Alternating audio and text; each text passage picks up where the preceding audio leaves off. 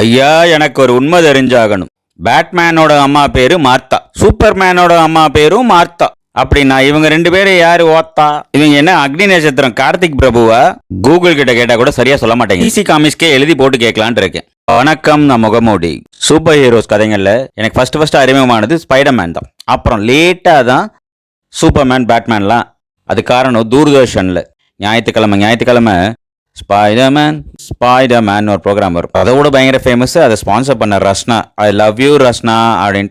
அப்பெல்லாம் எல்லா வீட்லேயும் டிவி இருக்காது. எங்கள் வீடுலாம் டிவி இல்லை, சில வீடுகளில் மட்டும்தான் இருக்கும்.